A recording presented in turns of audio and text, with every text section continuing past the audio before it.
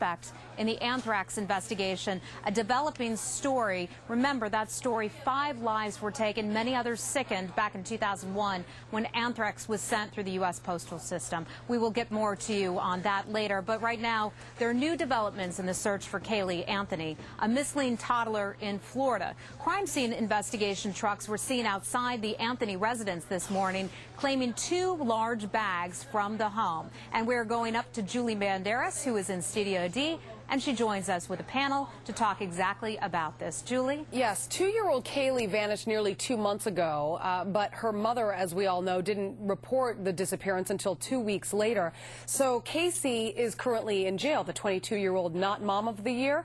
She's held behind bars right now on charges of child neglect and obstructing a criminal investigation. Let's bring in our panel now. Dr. Michael Baden is a forensic pathologist. Vicki Ziegler is a trial attorney, and Bill Daly is a former FBI investigator. Thank you all for coming on.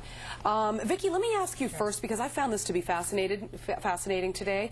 The law in Florida says that after 33 days, if a suspect is being held, and they can't prove that she's being charged for something more severe than what those current charges are, that they could let her go. In other words, Casey could walk free in 2 weeks if detectives don't come up with some sort of solid charge on her regarding the disappearance of her daughter. Absolutely, you're 100% correct. Crazy, wild. Unless there's a serious offense that they can charge her with, like homicide, not saying that obstructing a criminal investigation is not a serious crime, she will walk free. And that's really perturbing. It's extremely difficult in a case like this where they're rushing to beat the clock forensically. And we don't know where they're going to stand here. Okay, forensically then, Dr. Baden, I mean, they just released, first of all, they just took out 2 bags of evidence today. Right. But we're still waiting for hair samples and other DNA that was taken from the back of the car where the grandmother originally said smelled like a rotting body. How long is that going to take? Because they really are up against a clock here. It's only been about 2 weeks that they've been working on this, and they have looked at the hair. They're doing DNA studies on the hair to find out if it's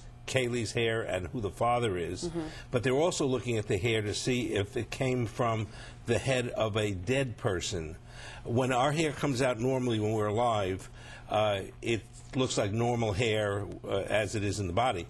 But once we die, the hair starts decomposing with the skin, and within 10 hours or so, depending on the weather, before decomposition can be smelled, one can see banding or changes in the root of the hair that'll tell the crime lab that a dead body was in that car. And they need this information before the 2 weeks are up, or Casey could walk. Bill, let me ask you, first of all, Cindy, who is Caylee's grandmother, came out yesterday and says that finally the pieces of the puzzle are coming together, but she won't necessarily say what pieces she's referring to.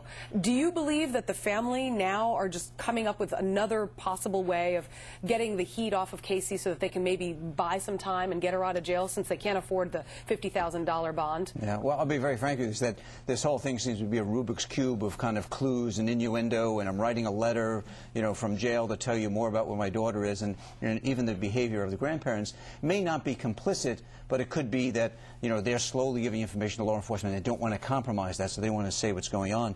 Something interesting has come up with this, the forensic side of building what Dr. Baden was saying, is that it was mentioned before from your field producer.